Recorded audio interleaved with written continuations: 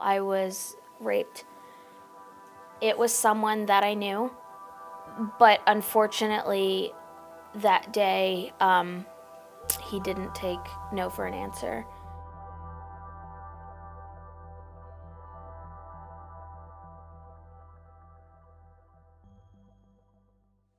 As things started to get, a little more violent, I knew that I had no way to defend myself.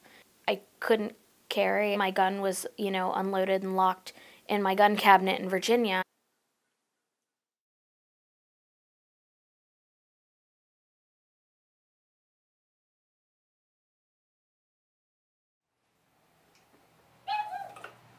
My pop-up had always really been into guns and gun safety, and that was something I always watched him do.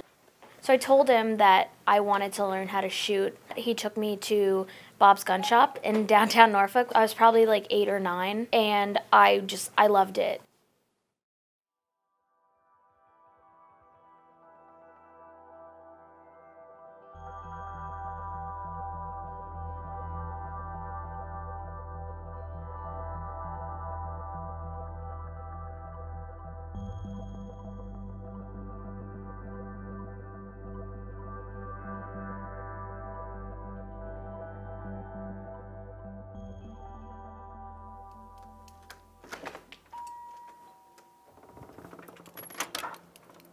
Bye, Rocks.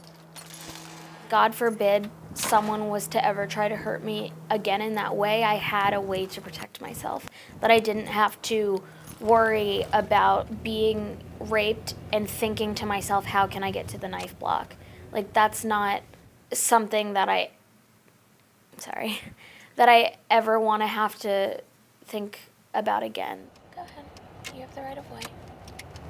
See the sign? Temple had been my dream school.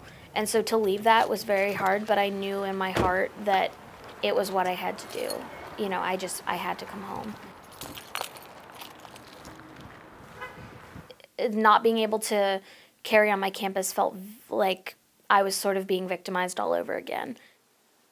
Realizing, like, when I would have to walk in between classes or anything like that at night, just realizing, like, what had already happened to me and knowing that it could easily happen again. I'll need a target. I guess 34. For me, I think the Me Too movement and the movement for women's right to self-defense, they sort of go hand in hand.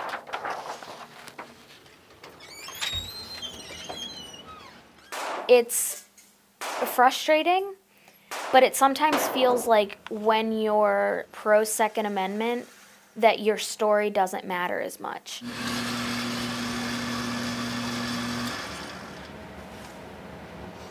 I'm not advocating that everyone should carry a gun or that everyone should concealed carry on campus. Really what I'm advocating for is giving women a choice on how to defend yourself in the way that you best see fit.